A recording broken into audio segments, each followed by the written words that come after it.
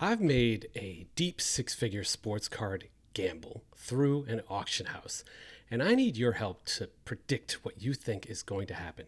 And in exchange for that, I'm actually going to walk you through the process behind the scenes with the auction house and tell you how some of the rates really work and the mechanics and things like that, because I think it's interesting. I'm also going to tell you how to create hundreds of thousands of dollars of value pretty much out of thin air by building sets, autograph sets, and getting things like this signed pieces of paper with autographs on them. This is somebody who nobody can get to autograph cards right now. Jeff, he's a media and entertainment attorney out in California, and through a mutual connection, I actually pulled these stuff. See the box right above him? I actually opened a box, pulled all these out of it, and he signed them for me and inscribed chunk. So things like that are, I'm not selling these, obviously, it's my PC, but things like that are possible.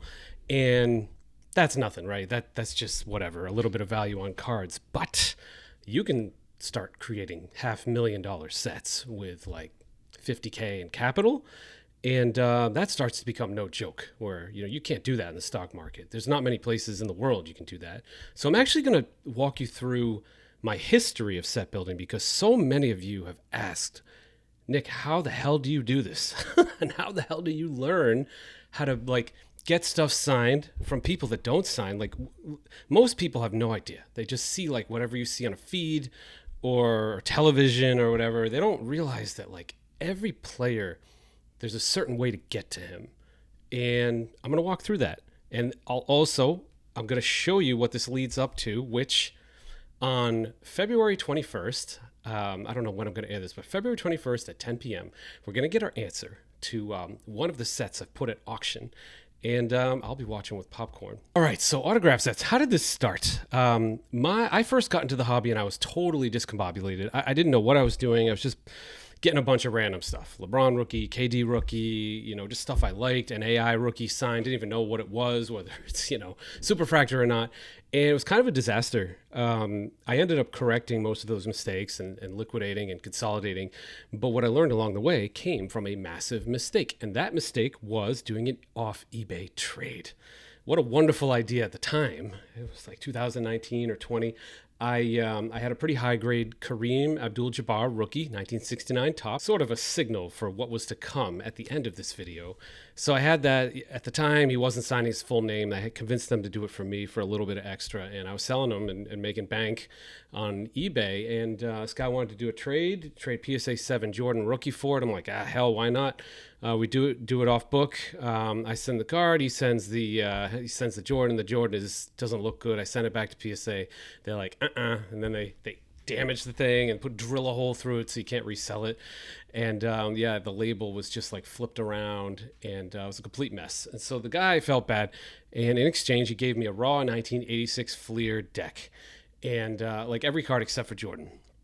And I was like, all right, well, close enough, and I'm just gonna swallow this one. And then that started my journey for autographs. I had done it as a kid, and I didn't know it still existed. My fifth grade teacher he gave us a project in the 80s, and he was a huge sports buff. He's like, guys, pick a sports player, write a letter, and send a card, see if you can get it signed. Almost everybody in the class did. Mine was Ryan Sandberg. I got Ryan Sandberg I was a fan of him. I don't know why. And I know he's a good TTMer now. He sent it back, and I was kind of hooked. And I did it through the 90s with NBA players, and then I just stopped for 20 years. And during COVID, I was trying to find an angle. What's a way to get value that nobody's thinking about right now? Does this still exist? And then I found out in a big way it does. Websites like StarTiger.com. You can look up all kinds of celebrities or different categories like basketball and entertainment and see who's signing things. And then for sports cards, there's scn.net. Just Google that. That's I don't know, $20 a year or something. That's crazy. All kinds of paid signings and stuff like that. And then I was just I was Googling all right, 1986 Fleer autographs. And what do you think I got? I got forums that they should have no business still existing. It's Blowout and it's Collectors Universe, but it has nothing to do with collectors. And I was finding these guys with AOL emails, leaving their phone numbers up, and I just started calling people. Then I discovered the 86 Fleer Facebook group, which was legit. That was crazy. And then I realized how hard this was. it's 100 and 130 something cards, 147 counting the stickers. And I was like, oof, man, this is going to be tough. And, a lot of them do it for free. About half do it for free. I send them through the mail. I could give advice on that. Just hit me up, guys. But it could be a whole nother video. So hit them up, and then I'd say another 20% do private signings. Your Hall of Famers, right? Your Worthies and Chris Mullins and Isaiah Thomases and Malones and stuff like that. They're all hooked up with agents, and you pay your $100, $200 fee and you get it signed. And then there's the impossible ones, the dead guys. They can't sign anymore. You have to network to get those. And long story short, it took me about 4 months, and I got the whole set signed and slabbed by PSA, stickers, and base. I finished it with a Jordan rookie at auction, and I was done. And then I put it away. I sold a lot of the duplicates and a lot of the players I made connections with, like Steve Johnson, who just doesn't sign cards because it's the wrong picture on the card. And I felt pretty good because I wasn't selling this set. It was something we were keeping in the family. And I probably put like 80 grand into it. And after selling duplicates, to be honest, I'm probably 20 grand into it. And one of those sold for $500,000 last year. $500,000. And so after that I decided to try something even harder. The 1969 Topps Tall Boys. These things, man, I mean, if you know them, so it's 69 and 70. It's a nice little experiment that failed because they didn't fit in pockets, they didn't fit in binders, and everybody just started trimming them. They're the big cards. And I thought, like, wow, that would be really interesting to go for the whole 1969 set. And the thought process here, which you should also do if you're going to embark on something like this, you have to think about iconic stuff.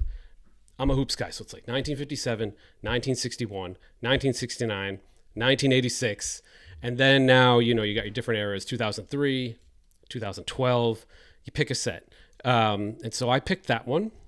I thought it was interesting. And I took the knowledge that I had from doing 86 Fleer, and I just started hitting the pavement. And the problem with this one is more than half of the guys are dead. It's very difficult. So the ones that were alive, I got most of them. Some of them were nearly impossible. Like Billy Cunningham refuses to sign. I think it's because he's bitter about the pension and things like that. But I ended up sending a card to his wife with a nice note. And he ended up signing it. That came out really nice. It's like a 410 or something like that. And there were lots of other stories. And I want to give a shout out to Brian Oakley. He's Historic Hoopla on Instagram. Without that dude, this set, forget it. So he built this set. He ended up selling it privately. That's the only other one that I know actually exists with confirmation because it's in the registry. I still remember, I'll share the details now because I don't think Brian will care, but like he sold me a massive stack of dead guys, and it was like $5,800 for the lot. And I remember at the time, like 2 years ago, I was like, oh my God, this sucks. Like, this is so expensive. I was trying to like nickel and dime them. And some of these cards, they don't come up for like 10 years, and I ultimately settled on a deal. We haggled over like shipping or something like that. God bless Brian. I would never have done this without him. That really helped me. Another connection I had was I found the guy working with Z-Bob, who's a legendary autograph collector. And that guy's got a connection with the family because Z-Bob's not doing well. And he sold me a bunch of stuff, which I merged into this. And that left me basically like 3 cards away. But this one took me like a year and a half. Art Harris, I finally got Beckett to pass it after showing many, many exemplars of how he signed his name. And then the last 2 were Guy Rogers and Bill Bridges, which I decided to do cuts of. So I took a cut from a program and I put it on the card and I slabbed it up. I had the opportunity to buy a Guy Rogers a couple months ago, and I made a decision that ultimately led to this auction experiment that I'm going to walk you through. There was another guy who's into this set who owns the other complete set, and he wanted an upgrade. And I thought at the time I was going to have to pay a pretty gnarly premium for this card and trade a lot of good cards, maybe even break up one card from the 86 Fleer set. And I thought to myself, you know what? Like, I went into this 69 set with the idea that I wanted to do something profitable. I wasn't going to keep this forever. Maybe part of me thought maybe I would, but I wanted to sell this thing. And I was kind of done with it and really pissed off at it because it was so hard. And I decided that I was going to let it stand with the 2 cuts and just let him have the Guy Rogers. Although I will say to whoever may buy this, and we'll get to that in a second, I do know of a Bill Bridges out there that I can pretty easily get probably by the end of the year. So if somebody ends up buying this that's watching this, just hit me up. I'll make the connection to the guy working with Z-Bob's family, and he's got a lot of the hard ones. So here I am deciding, okay, this time I'm going to build a set for profitability. And whew, man, this one's hard. Don't start this one, guys. I don't think 2 or 3 of these will ever get made, period, end of story, because just some of these guys, they've had a stroke, and for the last 20 years they can't sign, like Willie McCarter, and then he passes away, and it's just brutal. And so it was time to move on with this set. So we, full disclosure, we put it in lot 11. We said there's 2 cuts in it. We included all the pictures, so I wanted everything to be on the up and up. But to me, it feels like a set only because I could have completed it, but I was just done, and I didn't want to wait anymore, and I wanted to liquidate it and just put it into something else. Honestly, I'm probably going to put it into real estate. And so here I am now at this, this decision. Okay, I want to sell this set. And this is a lot of the big decisions you guys go through. It's like, what is this set worth? I know what it's sold for privately, but I can't share that. It's obviously 6 figures. I can say that. But so this is a 6-figure set. And so the question is, how deep 6 figures is this? I don't know, And so I was coming up with different strategies. Okay, so I've got the whole set here. This is not going to be fun to ship. And then I thought through the different mechanics. I could split this up and go through a consignor like Probstein or Sharp's Four Corners, which is local in Massachusetts, and just drive it down to them. And you could sell the cards individually. That's one way to do it. You can really get the value in these cards. But what I don't like about that is if they end at the same time, people are competing for all these really rare cards that are a lot of money. These common players are worth way more than like the Wilts and the Havliceks, like these, Jimmy Walkers and Gus Johnsons and Art Williams. Like those are worth more than the, crazy Hall of Famer. And there's like 50 of them because they're all dead. So I was like, all right, let's do an auction. And this is funny. This is the thing about relationships, right? So the guy that I let have, the guy Rogers, I had already had a relationship with Ken Goldin anyway. We text and stuff every now and then, and we know each other pretty well. We've spoken before, but I never really, and I know Dave and stuff, and I've sold things with them, but this is a big item. I wanted this to have a high lot number. I wanted this to get some publicity, and I wanted this to have a chance to really do well. And so this person that I won't name, he talked to Ken for me, and because of giving him that guy Rogers, which honestly, I didn't care if I got it. I was done with the set. He hooked me up with that relationship. I won't say what the hammer price is, but it's over 100% of the hammer. So I'm sitting in a pretty good place. I'll tell you the financials of what I've done with this set, because I want this to motivate you guys. And I'm going to close with how you can do stuff like this and like do 3 easy things to get there. We agreed on the video, which has already been done. And there'll be some more publicity about it when this airs on that Saturday. Trove is going to do a video about the rarity of it. And this is sort of a pregame video for me. I'm going to really enjoy my weekend on Saturday night at 10 as this thing pops. But I got a better rate. I got lot 11. I had a 4-page spread in the catalog and a lot of publicity. And it was all just because I kind of let that guy Rogers slide. And I assure you, the value I'm going to get from this publicity is going to make up for that.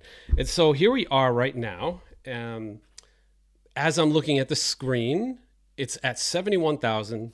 There hasn't been a bid in a couple of weeks, which I find interesting. And there's a ton of watchers. There's like, I think 60 or 70 or something like that.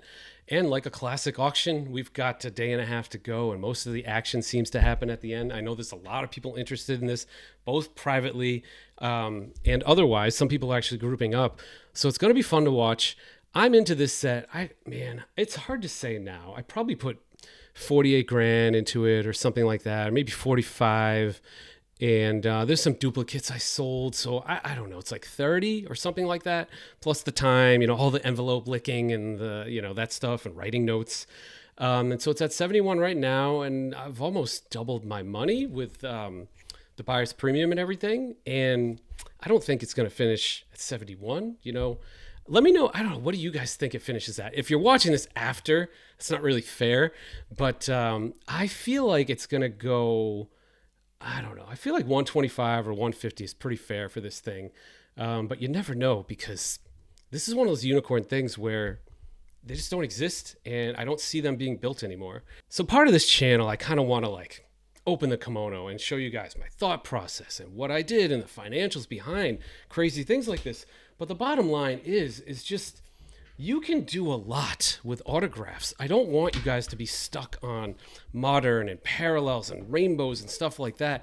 When like a simple card like this, you know, you could just sell it for $5 or $6 grand, or, you know, you could build a set of things just by networking, and you could 10x your money, like 10x your money without a lot of hard work, or keep that asset for yourself, like I'm doing with the 86 Fleer set. And so I'd encourage you, whatever matters to you, it could be baseball, football, basketball, WNBA, whatever. Try to find something. A smaller set I'm working on, it's a Skybox prototype set. It's rarer than Star Cards, and I actually got him to sign. I want to get one in silver, though, so I'm going to try again. That's a little set that I'm getting signed by everybody. They're all Hall of Famers. So find something. Find a set to work on, because if you end up completing it, there's a significant personal reward, because you get an amount of satisfaction from it, but you also can really get some serious value out of this. So if you think about this all in, just between 86 Fleer and this set, you know, 86 Fleer is probably $500,000 now. And I told you that's probably, I don't know, whatever, 20, 30 after duplicates. This thing, I don't know, goes for 100, 150, and I'm into it for like 30 after duplicates. It's like, I mean, really, I created 600-700 grand of value just with a pen and a piece of paper and some envelopes and phone calls and emails, you know? So please, you know, get out there and do this and use those websites. There's another one, sportsaddresslists.com. They publish a big PDF of every sport. They update their mailing addresses every year. It dwindles. You know, the guys don't do TTM like they did in the 80s, but they still do. You can still have success writing to teams if you're after active players. Retired players are much easier. But, you know, this is how things work. That's how auctions work. You know, you have relationships, and you can, you know, obviously this set is pretty significant, so they want to anchor the auction with it, but I'm very, very happy with the rate I'm getting. It actually makes it much easier to watch the auction, that's for sure. But it was a cool journey, and I don't know. Again, let me know what you guys think it closes at. The link is in the description to the auction. And I don't know, maybe we'll come back to this video and laugh, and maybe it stayed at 71, or maybe it goes higher. But it's going to be fun to watch. Thanks, everyone.